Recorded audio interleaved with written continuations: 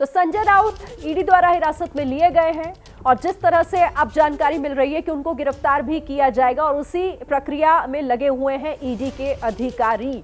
जिस तरीके से इस बड़ी खबर पर लगातार हम आपको हर अपडेट दे रहे हैं, इस मामले में अब संजय राउत की मुश्किलें बढ़ती हुई ही नजर आ रही हैं। हालांकि वो तमाम आरोपों को खारिज कर रहे हैं लगातार और अब तो वो ये भी कह रहे हैं कि उन्हें फंसाया जा रहा है, महाराष्ट्र को झुकाने की कोशिश की जा रही है, उनकी पार्टी को झुकाने की कोशिश की जा रही है और इसीलिए संजय राउत आज ईडी के शिकंजे में फंसते दिखाई दे रहे हैं।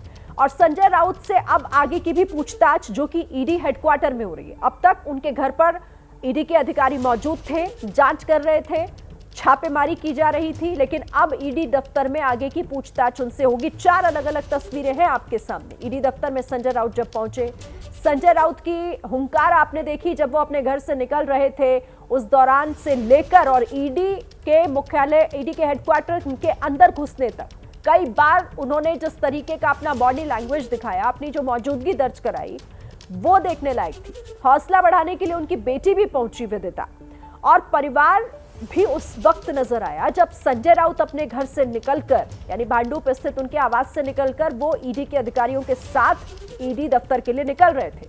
उनके परिवार की महिलाएं ऊपर खिड़की से बाहर समर्थकों का शुक्रिया अदा करती हुई दिखाई दे रही थी।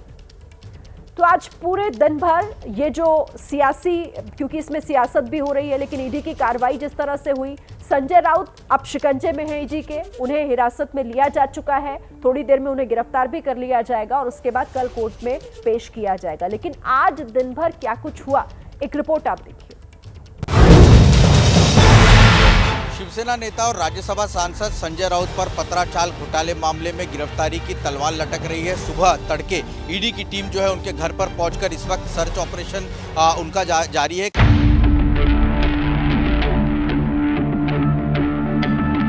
रात भर जागने वाली मुंबई की नींद आज सुबह इस खबर से खुली।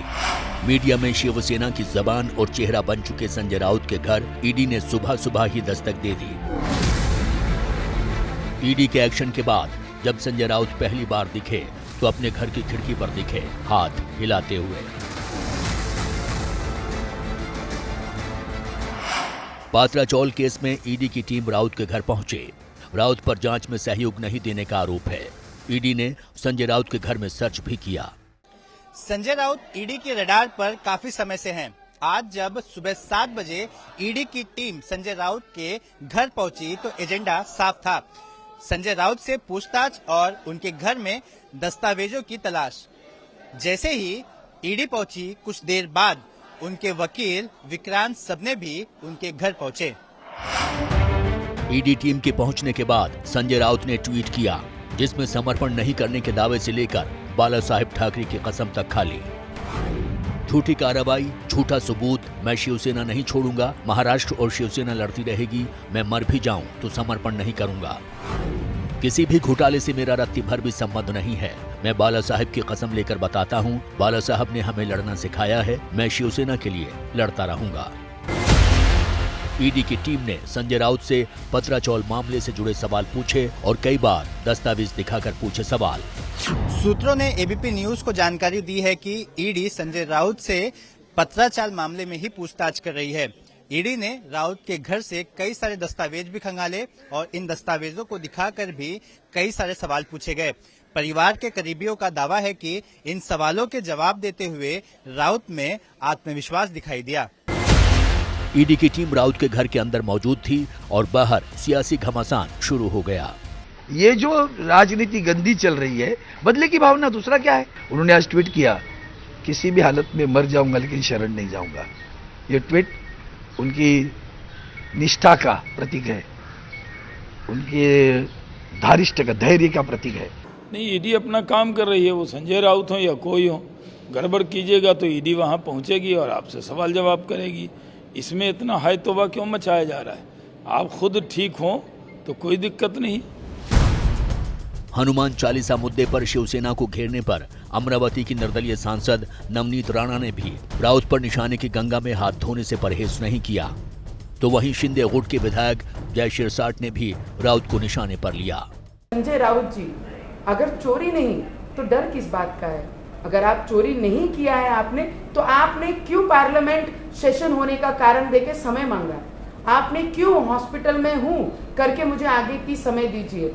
आप अगर चोरी नहीं की है, बोलते हैं ना पाप का घड़ा भरा है, तो वो फूटेगा जरूर। और संजय राउत जी का आग लगी है तभी तो धुआं उठा है। संजय राउत जी ने इस पे स्पष्टीकरण देना चाहिए, ना कि ट्वीट करके महाराष्ट्र की दिशा को अलग तरीके से लेके जानी चाहिए। जो आदमी हमारे डेड बॉडी लाने की बातें कर रहा था, जो आदमी हमारे पोस्टमार्टम करने की बातें कर रहा था, उसको शायद भगवान ने सजा दी। इसलिए कहते हैं कि जैसी करनी वैसी भरनी, वो समय आज उनके पर आया है। वहीं महाविकास आघाड़ी सरकार में सहयोगी रही कांग्रेस और शिवसेना डिफेंसिव मोड में हैं और इसे बदले की कार्रवाई बता रहे हैं। पता नहीं क्या आनन फानन में यह फैसला लिया गया। 10-10 ईडी के अधिकारी किसी के घर में आ जाते हैं सुबह 7 बजे। देश में हजारों लोगों पर ईडी के केसेस चल रहे हैं, उन्हें समन्स भेजे जाते हैं 2 बार, 4 बार, 10 बार, लेकिन ईडी किसी के घर में चली जाती है? ऐसा होता नहीं। यह घटना पूरी तरह से राजनीतिक से प्रेरित है। जहां जहां बीजेपी आगे जाकर काम नहीं कर पा रही है, वहां वहां ईडी को आगे भेजती है। जिस तरह से देश में जांच एजेंसियों का इस्तेमाल राजनीतिक प्रतिद्वंदियों को या विपक्ष के नेताओं को झुकाने के लिए या अपने पक्ष में शामिल करने के लिए किया जा रहा है, तो इस देश की जनता वो अंतिम सत्य है। इस देश की जनता जानती है कि क्या सच है और क्या झूठ है। तो इस तरह का जो वेंडेटा पॉलिटिक्स जो है, उसको हम नकारते हैं, सिरे से ठुकराते हैं और हम संघर्ष के लिए तैयार हैं। सारा विपक्ष जो है अब ईडी, सीबीआई, इनकम टैक्स से नहीं डर रहा है। बड़ा सवाल यह है कि संजय राउत पर हो रही कार्रवाई क्या बदले की भावना से की जा रही है, जैसा कि शिवसेना और कांग्रेस आरोप लगा रही है, या फिर संजय राउत पर ईडी द्वारा की जा रही कार्रवाई में कोई सच्चाई भी है? क्या है पत्राचाल घोटाला मामला, ये जानना बेहद जरूरी है, क्योंकि इसी को लेकर जांच हो रही है। 1034 करोड़ के घोटाले का आरोप है। संजय राउत के दोस्त प्रवीण राउत आरोपी हैं। चौल के लोगों के साथ धोखाधड़ी का आरोप है। गुरु आशीष कंस्ट्रक्शन कंपनी पर यह आरोप है। प्रवीण राउत की कंपनी है गुरु आशीष कंस्ट्रक्शन। पत्राचौल में 3000 फ्लैट बनाए जाने थे। 672 फ्लैट चौल के निवासियों को मिलने थे। प्राइवेट बिल्डरों को जमीन बेचने का आरोप। अब ये समझिए कि शिवसेना सांसद संजय राउत के तार इस केस में कैसे जुड़े हैं। प्रवीण राउत की पत्नी ने संजय राउत की पत्नी को 55 लाख दिए। आरोप है कि 55 लाख में संजय राउत ने दादर में फ्लैट खरीदा, जिसे ईडी ने जब्त किया है। जिस पत्राचौल घोटाले की जांच संजय राउत के घर तक पहुंची है, वहां से एबीपी न्यूज संवाददाता मृत्युंजय सिंह की ये रिपोर्ट आपको जरूर देखनी चाहिए। इससे काफी हद तक मामला समझ में आ जाएगा। ये जो आप जगह देख रहे हैं, ये मुंबई के गोरेगांव वेस्ट इलाके का पत्राचाल है और यहाँ पर पहले चौल के घर हुआ करते थे और सैकड़ों परिवार यहाँ पर रहा करते थे। साल 2009 के बाद में यह निर्णय लिया गया कि इस पत्राचाल को डेवलप किया जाएगा, यहाँ पर बड़ी बड़ी इमारतें बनाई जाएंगी और यहाँ रहने वाले टेनेंट को घर दिया जाएगा।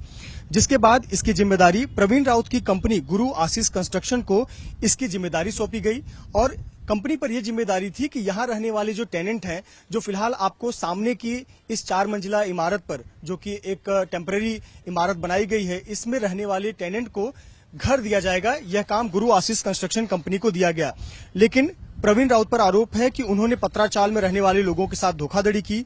दरअसल मुंबई के गोरेगांव स्थित में ये जो पत्राचाल, ये महारा का प्लॉट है। आरोपों के मुताबिक प्रवीण राउत की कंपनी गुरु आशीष कंस्ट्रक्शन ने इस लैंड के कुछ हिस्से को निजी बिल्डरों को बेच दिया, जबकि इस चौल को डेवलप करने का पूरा काम गुरु आशीष कंस्ट्रक्शन कंपनी को ही दिया गया था।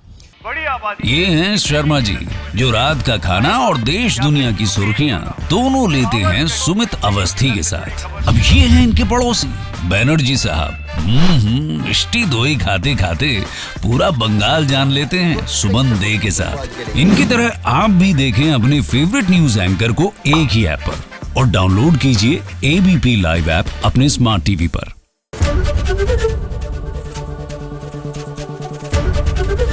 एबीपी न्यूज आपको रखे आगे।